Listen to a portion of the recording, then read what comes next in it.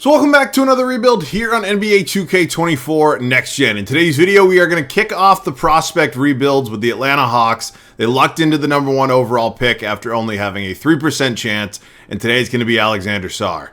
Unlike last year's draft class and many others that we've seen in recent history, there's no blockbuster grand slam number 1 overall pick. There's no Victor Wembanyama, there's no Zion Williamson, there's nobody like that. So Alexandre Sarr, to me, and to a lot of people apparently, seems to be like the most logical number 1 overall pick. He played in France's National Basketball League last season, and although there's certainly a lot that he needs to work on to see his game translate to the NBA, I think from an upside potential it makes a lot of sense. Obviously super tall, the build is there at 7'1", with a 7'4" wingspan, and he has all the intangibles, honestly, to be a really good NBA player.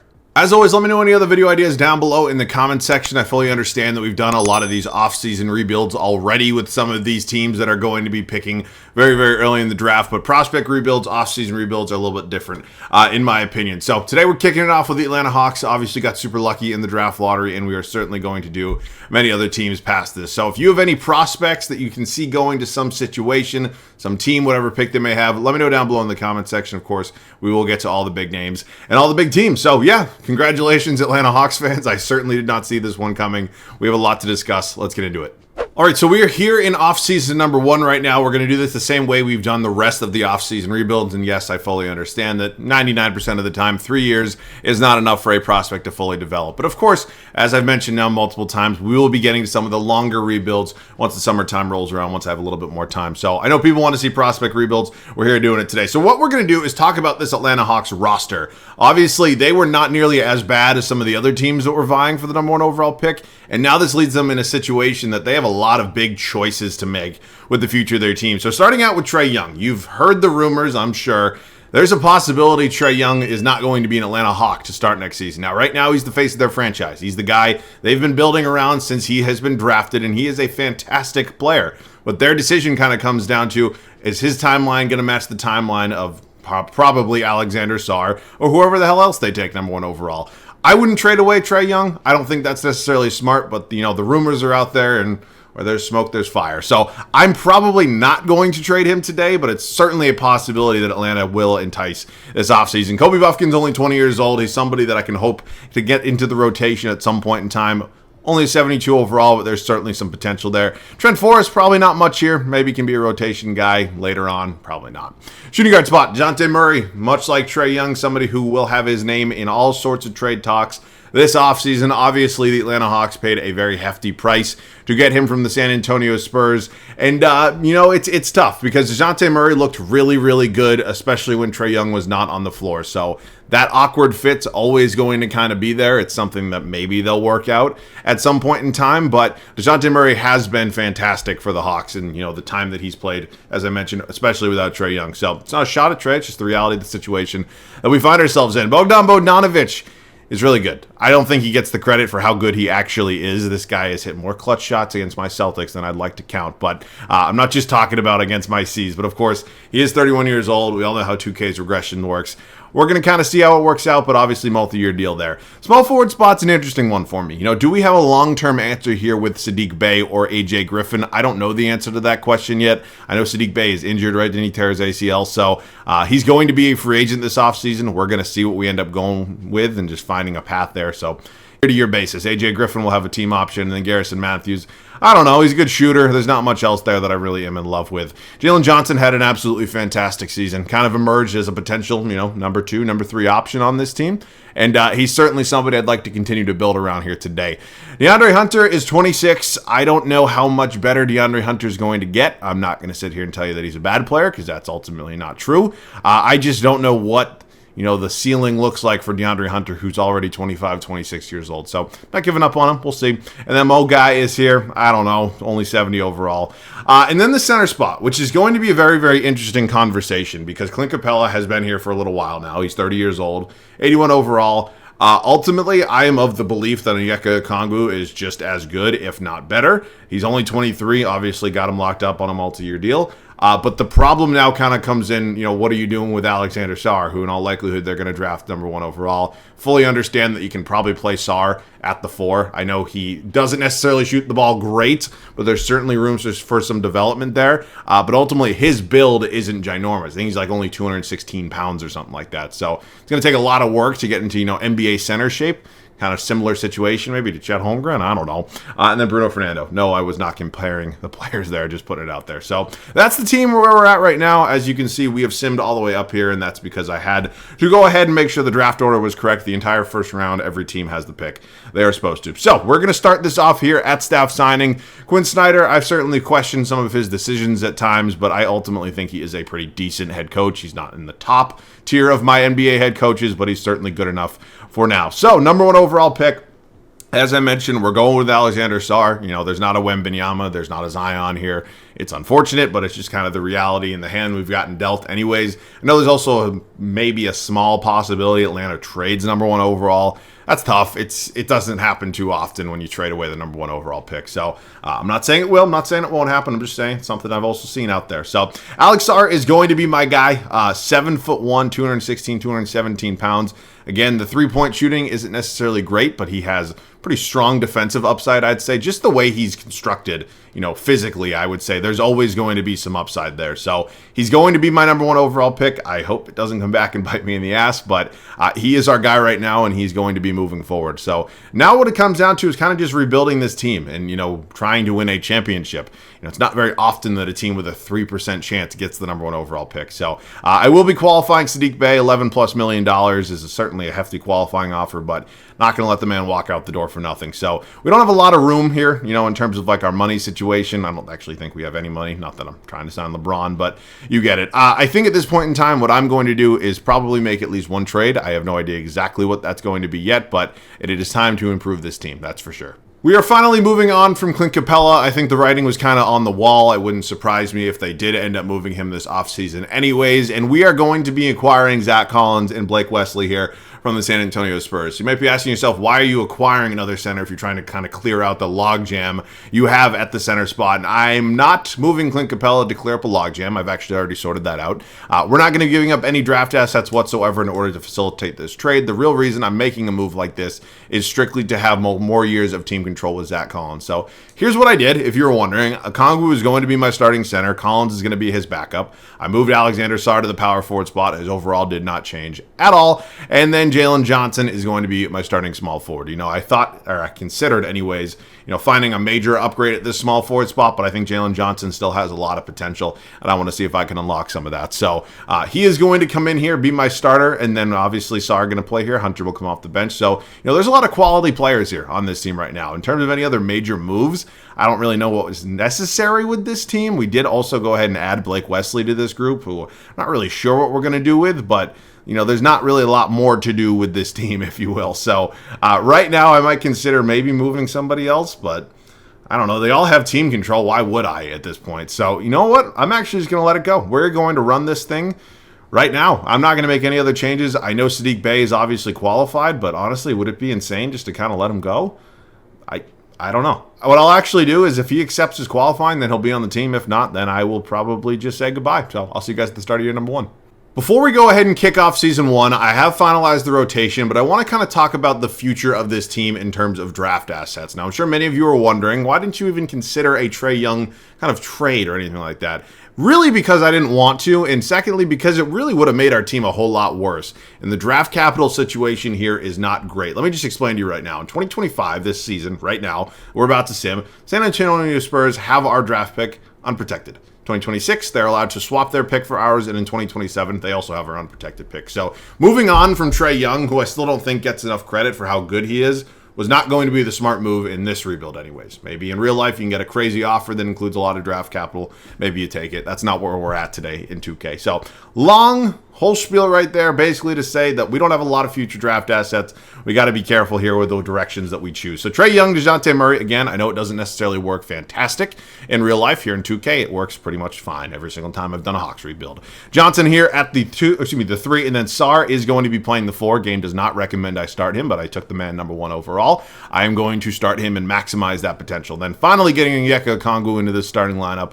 Again, just getting a little bit more youth, a little bit more explosive. I'm very excited about it. The bench unit is probably one of the better benches I've had to kind of start a year 1 in any sort of offseason or prospect rebuild. I know this is our first prospect rebuild, but you get it. Hunter will be my 6th man, followed by Bogdan Bogdanovic. You got Zach Collins, who we acquired from the Spurs, AJ Griffin, and then Blake Wesley's actually going to get the minutes over Kobe Buffkin. It's what the game suggests. They're both similar in age, similar in overall, so why the hell not go with what 2K says? So that's just where we're at. Sadiq Bey ended up accepting an offer somewhere else. I just simmed through the offseason and the free agency period. There's no reason for me to pick up Sadiq Bey just so I can trade him for some draft picks. I mean, I could. It feels a little cheesy, but this is where we're at right now. I don't know if we're going to be up there contending with, the Celtics and the Bucks and all those teams of the Eastern Conference, but certainly moving in the right direction. That's all we can ask. So as crazy as it sounds for a team that has the number 1 overall pick. I'll see you guys at the end of year number 1. We had high hopes for year 1 here in Atlanta, and unfortunately those dreams did not become a reality. We go 33-49, which is actually a worse record than the Atlanta Hawks had this year in real life. So it's disappointing. I'm not going to sit here and tell you I'm crazy surprised. I am, again, a little upset about it, but it just shows we have a lot more work to do with this team and some bigger decisions to make. Luka's your MVP. Alexandre Sarr does win Rookie of the Year. So, I'm leaving here with something. That's all I'm going to say. 13 points a game, 8 rebounds, 2 assists, 1 steal, nearly 2 blocks a game. For a guy who's 7 feet tall, I'd like 44% field goal percentage to be a little bit higher. And obviously, we all knew about the 3-point shooting. It's something he has to work on if he wants to play the power forward spot. I mean, it's as simple as it gets, and I don't know if he wants to. I just kind of made him. So let's just reword that a little bit. Clint Capella is your 6th man of the year, our old friend who we traded to San Antonio. Wemby is your defensive player of the year, assuming he is starting at the center spot. Lazard Thompson, most improved. LaMelo Ball, clutch player of the year. Mark Daignault, head coach of the Oklahoma City Thunder, is your coach of the year. So I think it's a safe bet that we are not in the playoffs, and of course it is unfortunate that we are not going to have our draft pick.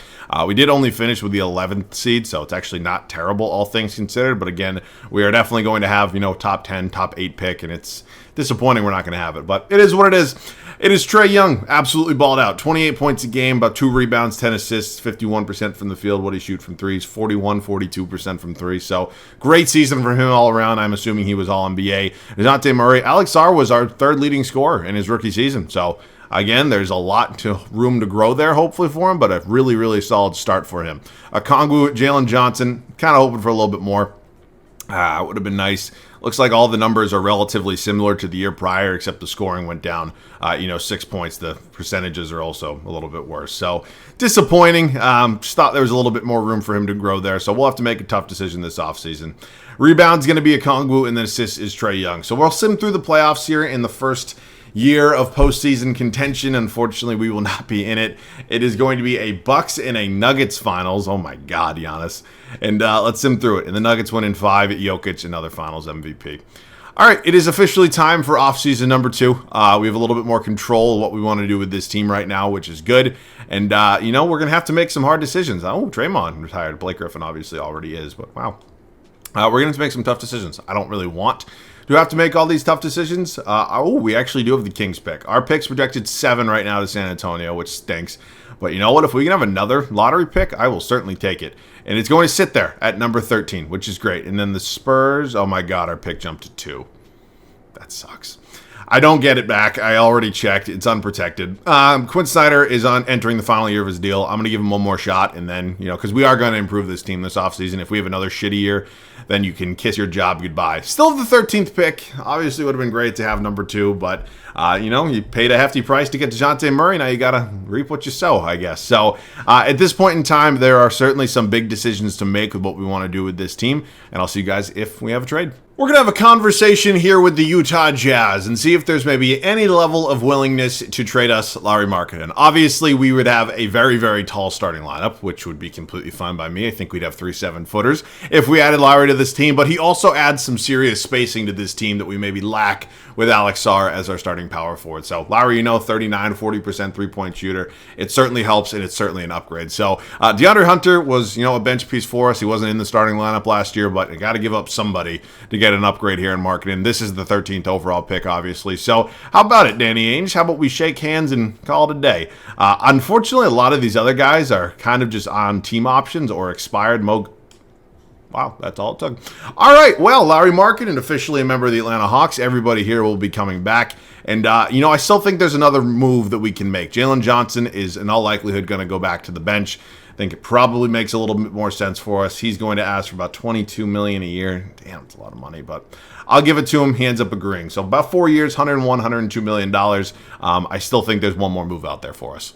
You can all call me crazy if you want. I know I very much am, but we are going to be adding Klay Thompson here in a deal with the Golden State Warriors. I know how hypocritical it is to say that Bogdan Bogdanovic is going to regress, and that's why I'm trading for a Klay Thompson who's 3 years older than him and also going to regress. But we're also acquiring a draft pick in this deal that I actually think could end up being something special. So we're making the deal here. Klay's going to come off the bench, be my backup shooting guard, and it's never a bad idea to add some, championship caliber talent to a team that certainly struggled. And then Blake Wesley's getting dealt out. I decided to keep Kobe Buffkin over him because Kobe Buffkin has another year of team control. So that's a deal. I don't necessarily love it, but I can certainly live with it. And Klay does have another year under contract that Bogdanovic didn't have. So he's going to be the backup here to DeJounte Murray. Buffkin will now get some run behind Trae Young, and then everything else is pretty much good to go. So Bruno Fernando actually can probably be moved. He's going to expire. I don't need him. So can we? Thank you very much, Cleveland. I will see you guys at the start of year 2. After a disappointing regular season in year 1, we've decided to make a couple big changes to this group. We did not make any blockbuster trades with either Trae Young or DeJounte Murray. Instead, we went ahead and tried to build around them just a little bit further. So those guys remain our backcourt. New addition here with Larry Markkinen as our 3. Obviously, still got Alexandre Sarr as our starting power forward and Onyeka Okongwu as our starting center. The bench unit looks a little bit different. Jalen Johnson slides back to the bench. He'll take over as the 6th man. Do have Klay Thompson in here. I'm playing him some relatively heavy minutes for some guys who might be a little bit better than him at this point in time, but I still think Klay's shooting is going to be a big benefit to this team. Zach Collins is still here as our backup center. You got A.J. Griffin developing a little nicely, a little slow, but certainly steady progress. And then Kobe Buffkin finally cracking that rotation will be our 10th and final man. So this is the team. Although, as I mentioned last year, I didn't expect to be up there with some of the heavyweights in the East. I feel exactly the same right now, except hopefully we'll be an actual playoff team. So here goes nothing, man. See you guys at the end of year number 2. We were looking for some slight improvement after a really disappointing first regular season, and we got even more than that. We go 62-20. Not necessarily the record I was expecting, but the record I deserved. Luka Doncic, oh my God, these numbers are insane. Ace Bailey's your rookie of the year. He is in Brooklyn. Jarris Walker is your 6th man. Wemby, just another depoy. Walker also wins most improved. John Morant, your clutch player of the year. Quinn Snyder does win coach of the year for us. So he is, I guess, technically coaching for his job as his contract is up after this regular season or after this playoff run, but we'll see. It was a really good regular season for us. It was the best record in all of basketball. Let's check out some numbers real quick. How did everybody play? Trey Letterson scoring once again. Larry Markkinen kind of took over as the number 2 option. DeJounte Murray, Alex Sarr again. I'll take it. 14, 9.5, about 3 assists a game, 1 steal, almost 2.5 blocks. Field goal percentage is all right. It's not great. 3-point percentage still isn't quite there, but you know what? I can live with it because we're winning games. Okongwu, Klay Thompson off the bench, Johnson, Collins, Griffin, and Buffkin. Rebounds for games was Alexandre Sarr, and assists was Trae Young. So who do we got? We just skip over everything, and now we have the Miami Heat, who are our playing team. Scary Terry, Tyler Hero, Jimmy Butler. I have a couple questions.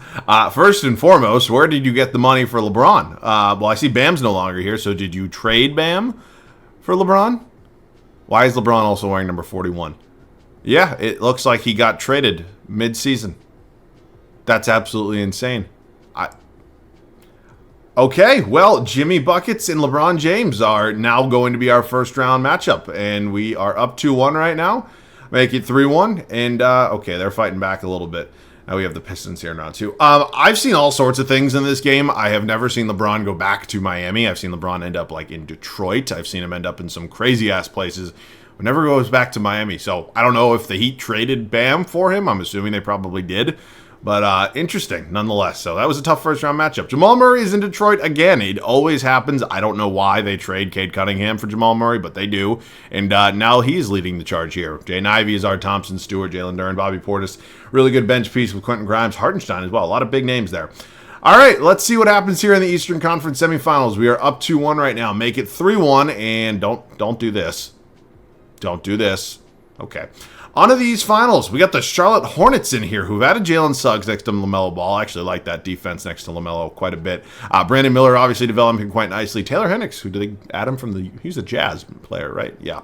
Mark Williams, Jacoby Walter, Andre Drummond, Nick Richards. So certainly some talent there. Battle of two really elite backcourts. I think we are the better team, though. So I'm not, okay, well, they're fighting. Oh, really?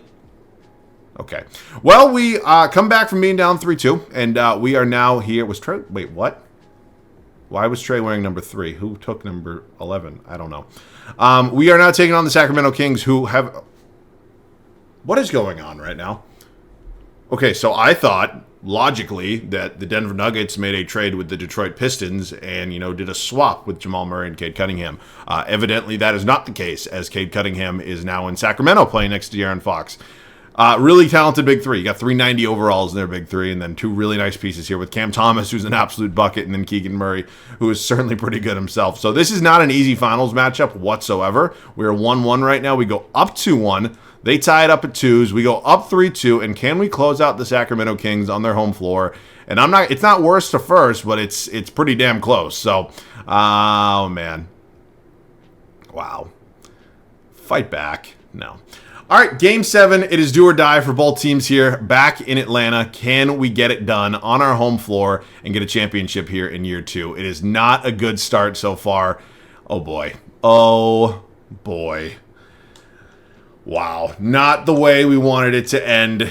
Kings win it all. We blow a 3-2 lead in the finals. Damn. Can't happen. Cannot happen. Ultimately, though, we are in a really good place. Oh, I already overrated LeBron's retirement. We're in a good place. It's just unfortunate that that had to happen the way it did because there's no guarantee we get back there. But, oh, shit. Did Clay retire? God damn it. Shit. All right. Well, that trade ended up coming back to bite me in the ass. I think Clay actually played pretty well for us, but that certainly is going to hurt. All right. Well, let's sim through this real quick. Did I see we had the 10th overall pick? I don't know. Quinn Snyder's going to come back. He just led us to a finals appearance, even though we did blow a 3-2 lead, and I'm disappointed about it. It's certainly not a fireable offense or, you know, me going out and getting anybody else. We do. Oh, that pick was from the Warriors. So that Klay Thompson trade actually, I guess, maybe made a little bit of sense. And we have 26 overall from the Spurs. They swapped their picks. Actually, did they? Why would they swap their pick with ours? I don't know. But we do have these 2 draft picks, and now we have a couple more decisions to make. We're making a deal here with the Toronto Raptors, and we're going to be adding Tyus Jones. It is certainly a nice upgrade at our backup point guard spot. There's nothing wrong with Kobe Buffkin, but if we're going all in, I need every position to be as good as possible. So I know number 10 overall and, you know, another first-round pick's a lot to give up, but they're not as valuable because we are in the final season. So Tyus Jones, welcome to the team. Excited to have him here. Good veteran presence at the backup spot. I don't know why Trae Young has a team option, but I'm certainly going to pick it up. And then AJ Griffin will be entering restricted free agency. Do we have anybody else here? Zach Collins. So Zach Collins, AJ Griffin, kind of our 2 guys right now. I'm just going to pay them both, and we'll just kind of go from there. So there's really no other big decisions to make with, you know, signings and anything like that. It's just whether or not we want to make any upgrades in terms of trades. So I'll either see you guys with a move or at the start of the final regular season. I forgot that Klay Thompson retired, so how about we hit up the Golden State Warriors again and try to get another one of their shooting guards. Brandon Podziemski would come in here and obviously be a pretty impactful player right off the rip. Kobe Buffkin has now been replaced with Tyus Jones, so I don't know. Maybe this makes some sense for us. I don't know how much sense it makes for Golden State, but I have the draft assets to get it done. It's the final season. Obviously cannot take the draft picks with me, so just take whatever you want. If this was, okay, takes 2. All right, so, I mean, we're pretty much good to go if we want to just run this thing. I think it probably makes sense. This was just a finals team. There's no reason to make any sort of blockbuster deals, so screw it. I'll see you guys at the start of the final regular season. After blowing a 3-2 lead in the NBA Finals, we decided to make some tweaks to this team. There's no major changes. The starting 5 remains exactly the same, but we have significantly improved this bench unit, and I really think that's going to be a benefit to us come playoff time. Here's how it's going to look. It's the same starting 5 as I mentioned with Trae Young, DeJounte Murray, Lauri Markkanen, and Alexandre Sarr, and Onyeka Okongwu. Bench unit Jalen Johnson remains the 6th man, but new addition here with Tyus Jones, new addition here with Brandon Podziemski, and then Zach Collins and AJ Griffin do remain. It's unfortunate that both these guys are bumping down in terms of the bench unit and the rotation, but unfortunately that's just what happens when you add better players. So this is the team. Again, I think we certainly have the firepower to get it done. It's just about, you know, not choking the shit out of a 3-2 lead in the NBA Finals. So I'll see you guys at the end of year number 3. By far our best regular season yet at 67-15. Last year we won 62 games and then lost in the final. So hopefully it's a little bit of a different story this time around. It's another MVP for Luka. Insane splits. Kadeem Malik. I'm not very familiar with you, but pretty good splits for a rookie season. Ron Holland, your Rookie of the Year. Wemby just renamed the award. Tyler Smith, Most Improved. Jason Tatum, Clutch Player of the Year. And Quinn Snyder is your Coach of the Year. So, again, I will take it, but we're not really looking for regular season championships at this point. So, it wasn't even the best record in the league. Thunder won 69 games. God damn it. Let's dive into some numbers a little bit. Oh, man, Thunder are just always a pain in my ass. Trae Young, Markkanen, Murray, Alexandre Sarr was insane. I love this. Field goal percentage is continuing to rise. Three-point percentage is on the move as well. This is a really, really strong final regular season out of our number 1 overall pick. Onyeka, Kongu, Johnson, Jones, Podziemski, Collins, and then Griffin. Rebounds per game was Sarr, and then assists was Mr. Trae Young. So thankfully, we don't have to face the Thunder until the NBA Finals. We do have to face the Celtics here in round 1, who have Bronny James, Derek White, Brown, Tatum, Porzingis. How is this a play-in team? God bless 2K and their logic. All right, we quickly go up 2-0. We go up 3-0. That shouldn't have probably have not been a sweep, but I will certainly take it. It is Jalen Brunson, Colin Sexton now here. DiVincenzo, Randall, Jalen Smith. Still got Josh Hart. Donovan Clingan there as well for New York. So here goes nothing in the Eastern Conference semifinals. We are currently up 2-1, up 3-1. And we close them out in 5. We're moving on to the Indiana Pacers here in the Eastern Conference Finals. Halliburton, Ivy, Mathurin, Siakam, Turner. I don't know how they got Jaden Ivey, but they did. And it is now time to hopefully go back to the finals, get a little bit of redemption this time. We sweep, and oh, wow. All right, it is not the 69-win Thunder. It is the Dallas Mavericks, who are, pretty good, but I'm not going to lie to you. The Thunder scare me more just because of all the pieces they have now. I'm not saying Luka and Kyrie aren't incredible, but come on now. We all know how good the Thunder are. So we do win game 1, win game 2. It's funny. This would be a hilarious finals just because Luka and Trae obviously got traded for each other on draft night. We're up 3-2. We're heading back to Dallas for a closeout game. Do not make the same mistake. End the goddamn series if you can end it. So looks like we're running away with it a little bit here. I'll get off some gameplay and we'll talk about the Atlanta Hawks. Here in the NBA Finals, we are about to close out the Dallas Mavericks, and I guess we can have a chat right now against this man right here, Mr. Alexandre Sarr. So, it is, I don't want to say unfortunate for the Atlanta Hawks, because it's never an unfortunate scenario when you have the number 1 overall pick. I don't really care, who's in the draft class. But ultimately, we've talked about it a little bit already to this point. There's no, generational prospect, or at least that's what it seems like right now, right? And that's not me saying Alexandre Sarr is not going to be good in the league, because I'm sure he will be. And I'm sure many other players from this draft class will be. But it isn't a little bit of an unfortunate situation. But let's be honest, you guys, Atlanta Hawks and your fans, you guys also got really lucky, right? You had a 3% chance of the number 1 overall pick. And you nabbed it. You got it. So, that's just the situation we find ourselves in. In terms of what Atlanta does this offseason, it's interesting. It's going to kind of all come down to feel if Alexandre Sarr is the guy. Does the Hawks front office kind of genuinely believe that Trae Young and Sarr's timelines can kind of match up? So, if the answer to that question is yes, I have to imagine that, Trae Young probably isn't on the move. I don't know. Unless they think, him and Murray just cannot possibly work together, and they know they're not going to get the same return that they gave up for DeJounte Murray, then maybe Trae's the odd man out. But he is the face of that franchise, whether you want to believe it or not. So it's an interesting, scenario they find themselves in. The NBA offseason never, literally ever lacks drama. There's always at least one big name on the move, no matter, how boring it may set itself up, no matter how, the free agency class looks. It never lets down. So I'm super excited for this offseason, super excited for this summer and all the, the big rebuilds we're going to be able to do with all the big names that are on the move. But it's a very big decision for Atlanta, and it is. So I'm looking forward to it, seeing which way they go. I don't think they'll probably trade number 1 overall, because who's the last team to trade number 1 overall? Was it the Celtics back when they did it with the 76ers, which obviously netted them Jason Tatum and gave the 76ers Markelle Fultz? I don't know if it was, but that might be the last one off the top of my head. I don't know. All right, we're going to stop just chit-chatting right now. I know this has probably been a long enough video. Trae Young, step back 3 right in Luka's face. Oh, my God, what a way to end it. Always love ending the video on a high note, especially our first prospect rebuild of 2K24, and Trae Young is your finals MVP. So that is it for this one, man. Alexandre Sarr ends up getting a championship here in year 3, already up to an 86 overall, and he's still only 22. For those of you who are disappointed, it is only a 3-year rebuild. I've talked about it a bunch now, but the longer rebuilds will be coming in the summertime, just when I have when I have a little bit more free time to kind of make some longer videos. They're not going to be 5-10 year rebuilds every day, but they will become more and more more as time goes on. So I hope you guys still enjoyed this one. We will be doing, you know, more prospect rebuilds as the weeks go on. Of course, the NBA draft's coming up in just about a month and a half or so, I believe. So very much looking forward to that, as I am the entirety of the offseason. I hope you guys are as well. Let me know any other video ideas down below in the comment section. As always, thanks so much for watching. I love you guys. I'll catch you guys all in the next one.